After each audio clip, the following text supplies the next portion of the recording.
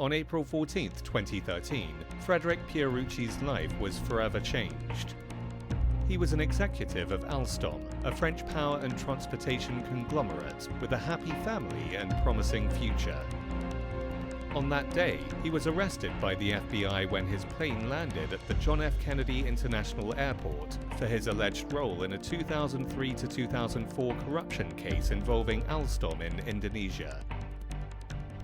5 years later, on December 1, 2018, Meng Wanzhou, CFO of Huawei, China's telecom giant, was arrested in Vancouver at the request of the US on the charge of conspiracy to defraud multiple international institutions. Later, both of them found their arrests are at the heart of a plot where America's judicial power seemed to be intertwined with the business world. Et ils m'ont arrêté pour faire pression sur le PDG d'Alstom. La menace était que, comme j'avais été arrêté et que j'étais proche de lui, il savait très bien que la prochaine étape, c'était de l'arrêter lui-même. En m'arrêtant, ils ont mis la pression sur lui pour qu'il coopère, et donc pour qu'il accepte de payer une amende qui à l'époque était la plus grosse amende au titre de cette loi payée au Department of Justice, donc plus de 700 millions de dollars. Et ils ont mis la pression sur lui aussi pour qu'il vende 70% de l'entreprise au grand concurrent américain d'Alstom qui était General Electric. Once a symbol of France's industrial power, Alstom was dismembered by the Americans. The Foreign Corrupt Practice Act was born 1977 as a domestic law to restrict American companies' corrupt practices. But later, the US government found this put US enterprises in a disadvantaged position in overseas competition. Huge efforts were made to make this law international. Any company that has minimal contact with the US comes under the law. This can include using US dollars in contracts and sending an email via an American server. But it looks like the act targets more European companies than American ones.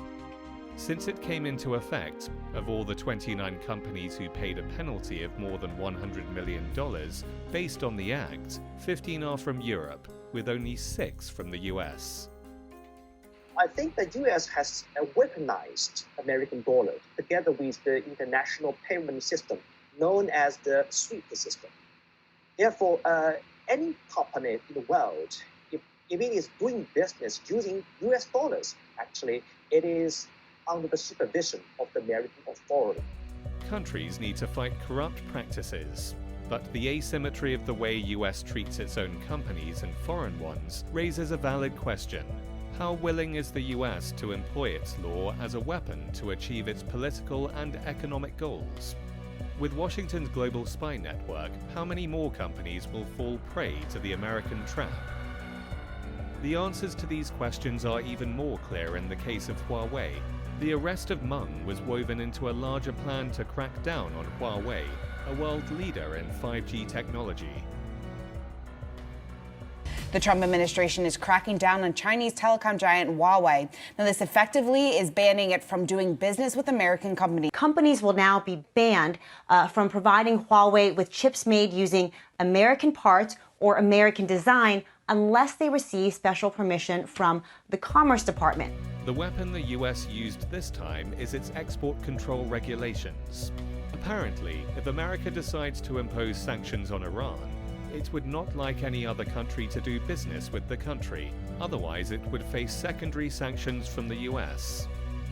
Secondary sanction, I think, violates international law. First, it does not have any basis on the jurisdiction of international law. For example, it does not have support by either the territorial jurisdiction or personal jurisdiction. And more importantly, it violates the international rule of non-intervention. The rule or the principle of non-intervention is a very important international principle, which is enshrined by UN Charter, according to which every country has a right to conduct affairs without the external interference. The US tried to portray Meng's arrest as a pure legal case, but it was not from the start. According to a report revealed by Canada's spy agency, advanced communication to the Canadian Security Intelligence Service regarding her arrest came from the FBI. Meng's arrest and the issue of Huawei has been quickly used as leverage by the Trump administration in a tit-for-tat trade war that has lasted more than 2 years. By choking Huawei, the US government is weakening Huawei's 5G dominance while making more demands in a China-US trade deal. US Secretary of State Mike Pompeo has tried many times to unite different countries to join the Huawei ban frontline, claiming Huawei equipment could be used for espionage by the Chinese government. As always, no evidence has ever been offered. There are a lot of evidence to show that the United States is using law to safeguard its foreign policies and national interests. Nowadays, U.S. regard China as a competitor or a challenger to U.S. interests. Therefore, it uses its long-arm jurisdiction to penalize or to prevent the development of Huawei, which is a high-tech company of China. Although France is an ally of the United States, however, in order to realize its economic interest, the U.S. is not hesitant to use its law to impose sanctions on a French company, although France is an ally. The curtain has come down on the story of Alstom, but will Huawei become the next Alstom? Alors j'espère très sincèrement que sur Huawei ça finira pas comme le cas d'Alstom.